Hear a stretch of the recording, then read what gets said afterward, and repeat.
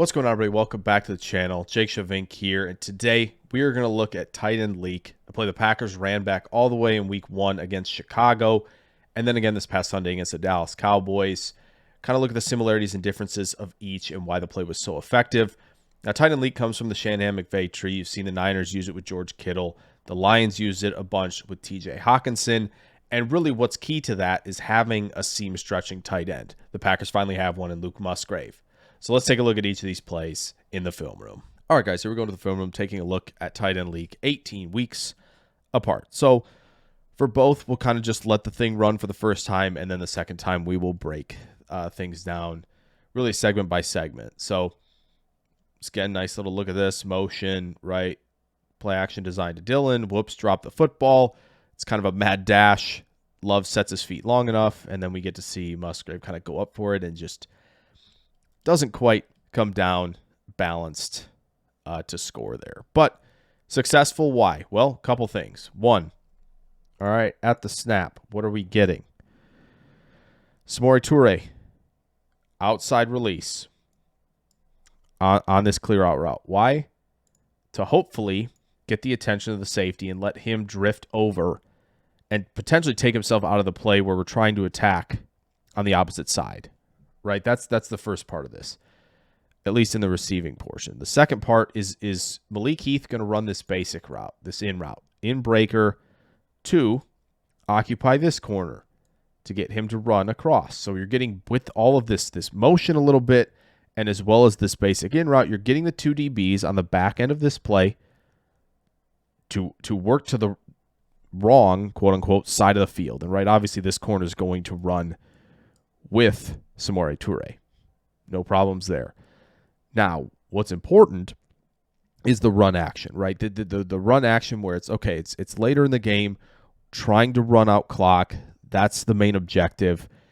And so what that means is you're going to see a lot more commitment to stopping the run, right? They've marched a guy down here to be the fifth man, and you have these two linebackers who, when you watch this play, are going to severely commit to the run. They're severely going to commit. And they do. Roll tape. Okay. So at this point, what do we see? Right.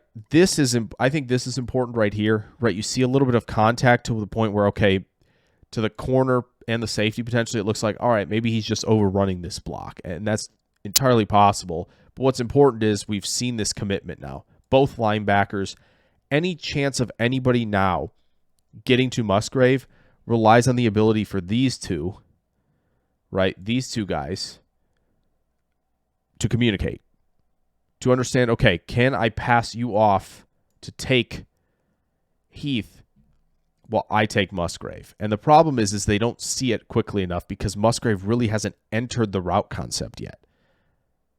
So, what do we get?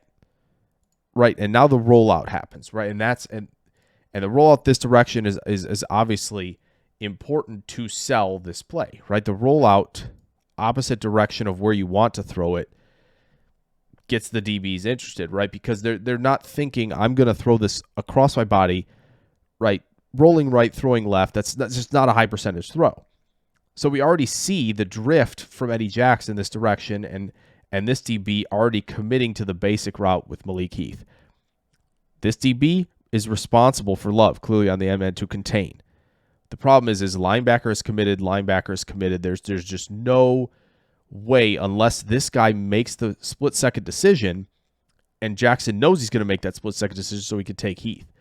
But what Heath does is really nice because he sort of stops, right? You see that little pause from Heath, and that has to keep the corner there because he can't now pass it off to the safety, because safety's not going to be able to get there in time, and Love has that throw, right? But all of this to say, right, the linebackers that have now been taken out of this play, here's the first, here's the other, they have no way of making this play to Musgrave. Everybody's committed, right? You can see Eddie Jackson now he's drifting this direction, but he's also got his eyes on the basic route as well. It's run to perfection. Everybody was taken out of the play. The overcommittal to the run is really what leaves Musgrave wide open. And the threat and success of the run. All right, let's go through Dallas's now. Again, 12 personnel with Kraft and Musgrave out there. Love rolling the other direction, rolling left, throwing right this time. And Musgrave stays on his feet and scores. Cool. Great. Let's let Musgrave get set, and then we'll talk. Then we'll chat. What's really important here, of course, is the commitment to believing this is a run, right? Zone blocking, you're going to see Jenkins kind of try to work around, right? And that's important. And you're going to get Kraft on the split zone flow. He's responsible for the end man, for this guy right here. Okay, so that committal to the run is important. And obviously, right, again, another time it's later in the game. Green Bay's up a lot. Dallas thinks, okay, we're trying to bleed clock, even though they do have the lighter pair of linebackers. They're almost in, it almost feels like they're in dime here, but they could be in big nickel. So personnel is light, and they're still trying to defend the run, right? The Aaron Jones 27-yard run before this, it's clearly in their head. So as we roll, what do we see? It's a good time to freeze because you still kind of will be able to see what the receivers are trying to do. Biggest thing, once again, need to occupy these two guys. These two guys are important. All right, we want them out of the play. Well, first, Bo Melton's running inside release into this clear out route. The idea of that inside release is to gain the attention of the safety, to potentially draw him in here. Once again, Christian Watson, what are we running? Basic, an in route. What do we want to do with it? We want Gilmore to commit. We want him to commit. And right, obviously this guy will be on Melton, obviously. And then right here, we see the commitment to the run. He's got Aaron Jones. That's his responsibility at the very least. Okay? And then we have Kraft taking care of the end man. But I think what's important, right, already in this, we see this sort of pinch. You see both linebackers at least slightly commit downhill, and that's important as well. But really, what it is this linebacker or DB probably has Musgrave on this play. And the issue is these guys have to communicate with each other about, okay, who's got him if he's releasing. Spoiler alert. There's no communication. Right? Roll it tape. Now, here we are. Okay? The basic has taken Gilmore away. All right? We have that. The safety has turned to the side of the field we'd love him to turn to. Right, and now we're thinking, safety's thinking, oh, hold on a minute. Could this have been a levels concept? Could Tucker Kraft, who's done a great job blocking here, be releasing, and then we have levels to every part of the field? I need to make sure I'm open there, right? Melton's obviously doing his job. The problem is both linebackers are committing, or linebacker DB, right, are committing to this Jordan Love rollout. They've committed to the rollout, thinking, all right, we got to take care of this. Once again, no communication between these two guys. None. Zero. And that's what leads to the Musgrave touchdown. Right? Because, again, there is this guy, of course, here, but he has clearly been locked into a potential throwback screen to Aaron Jones, something the Packers have run.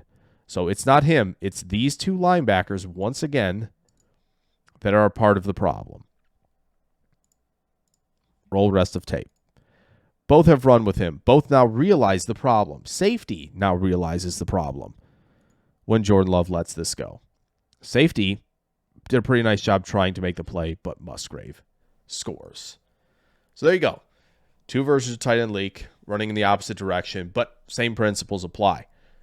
Get the safeties and corners involved in the route concept you want them to see, and hopefully take the linebackers out of play. In Chicago, they both overcommit to the run.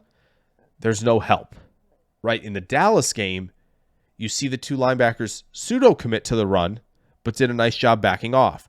The problem is there was zero communication between the two about who was handling the rollout and who was supposed to be handling Musgrave. Results, big play, and touchdown.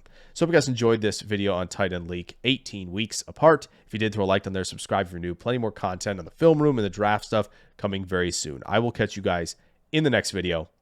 Farewell.